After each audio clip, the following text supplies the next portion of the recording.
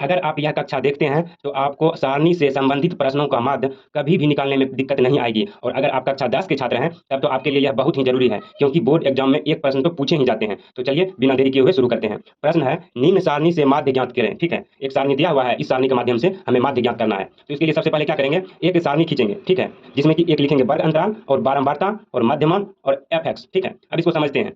देखिए, प्रश्न में दिया हुआ था वर्ग अंतराल, तो वर्ग अंतराल को हमने उतार लिया। 0 से 10, 10 से 20, 20 से 30, 30 से 40। ठीक है, अब है बारंबारता, जो कि प्रश्न में ही दिया हुआ है, जिसे ऐप से सूचित करते हैं। ठीक है, उसको भी हमने उतार लिया। 3, 10, 11 और 9। अब क्या करना है, एक मध्यमान ज्ञात करना है, जिसे एक्स से सूचित करते हैं। ठीक है, तो मध्यमान कैसे ज्ञात करेंगे, मध्यमान होता है बीच में, यानी बीच वाला मान किसका, वर्ग अंतराल का। तो देखिए 0 और 10 के बीच में क्या आता है, 5 आता है, तो 5 हम लिख लेंगे। ठीक है, उसी तरह 10 और 20 के बीच में क्या आता है, 15 आता है, तो 15 हम लिख लेंगे। ठीक है, उसी तरह देखिए 20 और 30 के बीच में क्या आता है, 25, तो 25 लिख लेंगे। ठीक है, अब देखिए 30 और 40 के बीच में क्या आता है, 35, तो 35 हम लिख लेंगे। ठीक है, इसको आप इस प्रकार से भी ज्ञात कर सकते हैं। देखिए 0 प्लस 15 को जोड़ करके 2 से भाग दीजिए, तो क्या आ जाएगा, 0 और 10 को जोड़िएगा, 0 और 10। ठीक है, तो आ जाएगा 10/2, कितना आ गया, 5 आ गया। ठीक है, उसी तरह देखिए 10 प्लस 20/2, तो कितना आ जाएगा, 20 10 30/2, ये कट करके आ जाएगा 15। तो इसी तरह से आप ज्ञात कर सकते हैं। ठीक है, ये सारा मान आपको आ जाएगा मध्यमान। तो अब देखिए क्या करना है, एफ और एक्स को गुना करके लिखना है इसमें। ठीक है, यानी बारंबारता और मध्यमान को गुना करके इसमें लिख दीजिएगा। तो करते हैं, 3 गुना 5 कितना आएगा, 15 आएगा। उसी तरह से 10 गुना 15 150 आ जाएगा।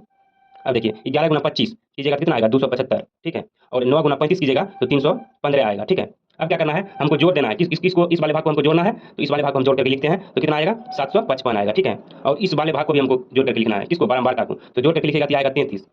इसको जो है एफ एक्स और बारंबारता को हम क्यों जोड़ करके लिखें, क्योंकि हम जानते हैं कि माध्य बराबर सूत्र होता है, याद रखिएगा, ये होता है सिग्मा एफ एक्स बटा सिग्मा एफ। ठीक है, यानी सिग्मा जोड़ के चिन्ह को दर्शाता है, इसलिए हम यहाँ जोड़ करके लिखे हैं। ठीक है, अब इस पर मान रखिएगा तो आंसर आ जाएगा। तो रख देते हैं, देखिए सिग्मा एफ एक्स का मान कितना आया है, 755 आया है, तो 755 लिख देंगे। और ये जो है बारंबारता यानी सिग्मा एफ का मान दिया हुआ है, हमको हम जोड़ करके निकाले हैं, कितना आया है, 33, तो 33 लिख देंगे। ठीक है, यही हो जाएगा आंसर। अगर आप हमारे चैनल पर नए हैं तो हमारे चैनल को सब्सक्राइब जरूर कीजिए। Thank you.